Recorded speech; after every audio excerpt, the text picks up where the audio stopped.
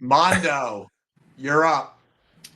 Dwight, this is awesome, man. So I grew up a Red Sox fan. My father is a Red Sox fan. I grew up right through your prime. And you're one of the guys he always told me about as I was a kid of who his favorite players were. Now, I think it was, what was it, 81 was the strike with players. And you were, I think, up there in the MVP, led the league in home runs or tied for it. I think it's a great example of like in life, so much is going to happen to us external of our control. We can't control what's going on around us. Something falls through in a business deal. You have that career year or one of them when there's this strike going on and all these external things. How do you view adversity that you have zero control over, stuff that you might have done nothing for, but you come back and you perform at a peak level? What advice do you have for the people on the call with that?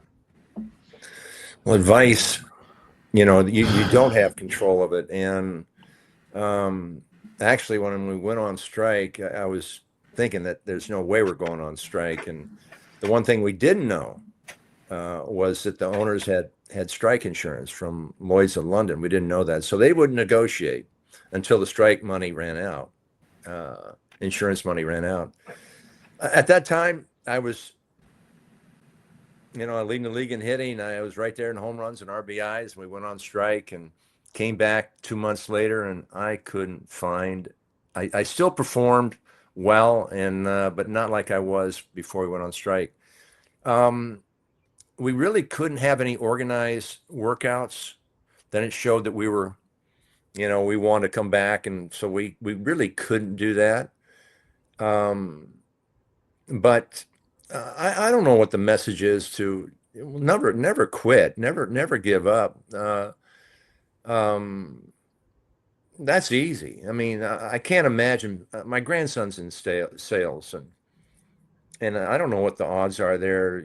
How many times you make a sale compared to how many times you get turned down. But um, you just got to keep going forward and work harder. And that's I think working hard and always and having a positive attitude is important. I mean, if you're a great player, you're failing 70% of the time. And it's how that 70% really affects how you go forward.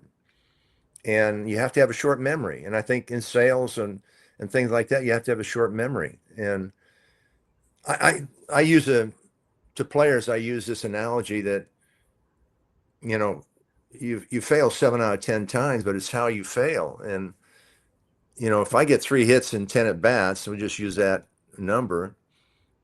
And if I if I get 3 for 4, if I go 3 for 4, and then I go 0 for 6, and it's how I went 0 for 6 to make the 10 at bats. I mean, if I hit a line drive at somebody, then I pop up, then I strike out 3 times, and I hit in a double play. So that 3 for 10, I'm not feeling too good. On the other hand, if I'm 0 for 4 and then I go 2 for 3, then 1 for 3, I'm feeling really good about myself. So you have to have a short memory, and you got to stay positive. And it's not an easy thing to do when you're failing majority of the time. So Mondo, I don't know if I answered your question I correctly, but mean that's gold, man. It's how you fail. It's how you it's how fail. you fail, and you have to have a short memory. And Yeah. so that's why great relievers, closers have, if they lose it the night before, they're out there the next night, and they're staying positive. And one pitch, you got to forget about the last pitch, or you got to forget about the last at bat or the last game. So I think the peak of concentration would be going one pitch. I always say, one game at a time is fine. One day at a time is fine. One day at a time is fine. Um, one at bat at a time is better, but there's nothing better than going one pitch at a time, and that's the ultimate in concentration. And when you're doing that, and it's one sale at a time, maybe one pitch at a time, one pitch meaning one sales pitch at a time. So you just can't get ahead of yourself, and you can't live in the past. Such great advice. Have amnesia and heal quickly.